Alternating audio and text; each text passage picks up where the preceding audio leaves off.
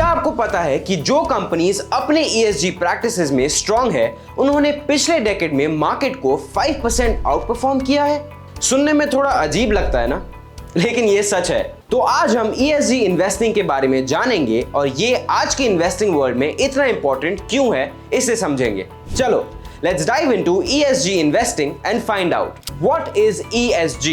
तो शुरुआत करते हैं। ये ESG है क्या? ESG क्राइटेरिया एक सेट ऑफ स्टैंडर्ड्स है जो सोशली कॉन्शियस इन्वेस्टर्स यूज करते हैं पोटेंशियल इन्वेस्टमेंट्स को स्क्रीन करने के लिए। E का मतलब है एनवायरमेंटल। इसमें आता है कैसे एक company climate change, carbon emissions, renewable energy और पोल्यूशन को हैंडल करती है। S का मतलब है सोशल। ये कवर करता है कैसे एक कंपनी अपने एम्प्लॉयज, सप्लायर्स, कस्टमर्स और कम्युनिटीज के साथ रिलेशनशिप्स मैनेज करती है, जैसे लेबर प्रैक्टिसेस, डाइवर्सिटी और ह्यूमन राइट्स। और फाइनली G का मतलब है गवर्नेंस।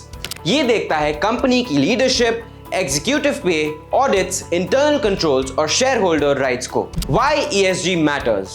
अब ये सवाल उठता है कि आपको ESG का ख्याल क्यों रखना चाहिए? भाई, ESG इन्वेस्टिंग सिर्फ अच्छा फील करने के लिए नहीं है, ये स्मार्ट फाइनेंशियल डिसीजंस लेने के बारे में भी है जो आपके वैल्यूज के साथ अलाइन करते हैं। पहला, ESG focused companies financial long run में बेहतर परफॉर्म करती है। ये कंपनीज ज्यादा रिजिलिएंट और अडेप्टेबल होती है चैलेंजेस फेस करने में। दूसरा, कंपनीज जो स्ट्रॉन्ग ESG प्रैक्टिसेस फॉलो करती है, वो टॉप टैलेंट को अट्रैक्ट और रिटेन कर पाती है, कस्टमर लॉयल्टी बिल्ड करती है और कॉस्टली फाइन्स और स्कैंडल से बची रहती है। ये एक विन विन सिचुएशन है।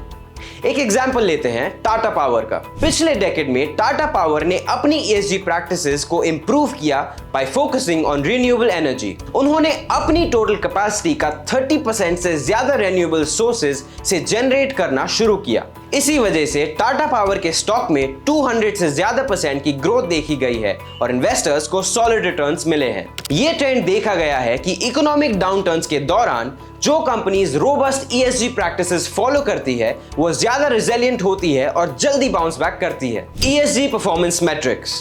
चलो अब बात करते हैं नंबर्स की। ESG परफॉर्मेंस को मेजर कैसे किया जाता है? ESG के कई की परफॉर्मेंस इंडिकेटर्स हैं। इनमें शामिल है carbon emissions, water usage, employee satisfaction, board diversity और एग्जीक्यूटिव पे।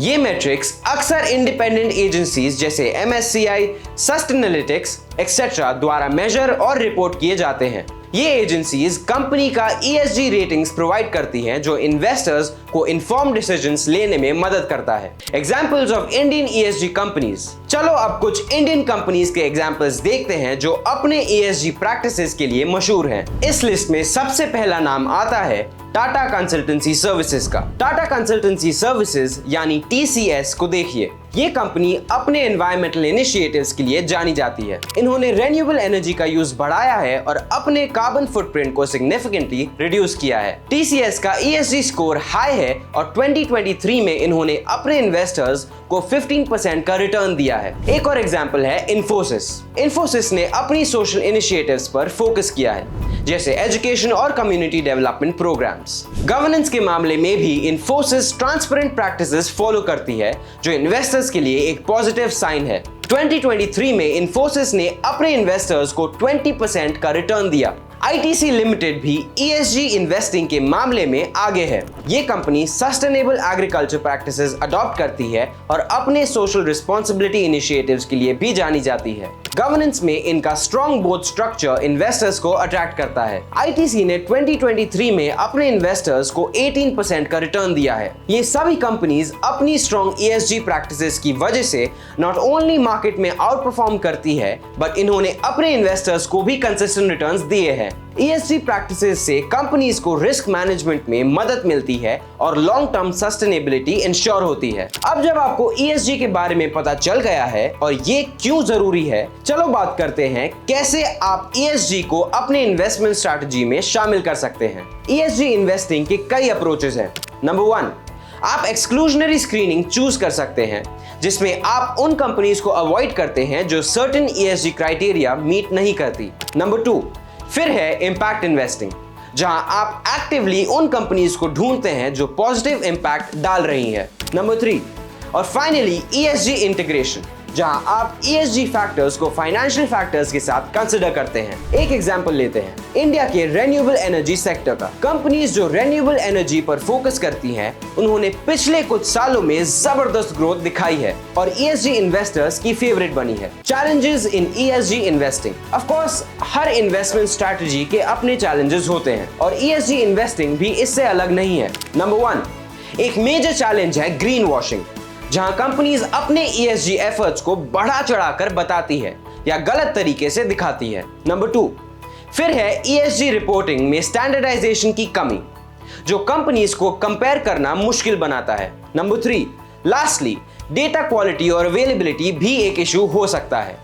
एक एग्जांपल लेते हैं वेदांता रिसोर्सेज का। 2018 में वेदांता को एनवायरमेंटल वायलेशंस के लिए काफी क्रिटिसिज्म मिला और उनका स्टरलाइट कॉपर प्लांट तमिलनाडु में बंद कर दिया गया था। इस वजह से उनके स्टॉक में सिग्निफिकेंट ड्रॉप देखा गया और इन्वेस्टर्स का ट्रस्ट लूज हुआ। तो आप इन चैलेंजेस को कैसे नेविगेट कर सकते हैं? ESG इन्वेस्टिंग सिर्फ एक ट्रेंड नहीं है, ये एक स्मार्ट सस्टेनेबल वे है इन्वेस्ट करने का, जो इन्वेस्टर्स और दुनिया दोनों को फायदा पहुंचाता है। तो अगली बार जब आप इन्वेस्टमेंट के ऑप्शंस देख रहे हैं, ESG क्राइटेरिया को कंसिडर करना ना भूलिए। ये पैसा कमाने और फर्क डालने दोनों के बारे में है। आपके लिए कौन से ESG क्राइटेरिया सबसे ज्यादा मैटर करते हैं जब आप इन्वेस्ट करते हैं? नीचे कमेंट करके बताएं। थैंक्स फॉर वॉचिंग और मिलते हैं नेक्स्ट वीडियो में। Investments in the securities market are subject to market risk. Read all related documents carefully before investing.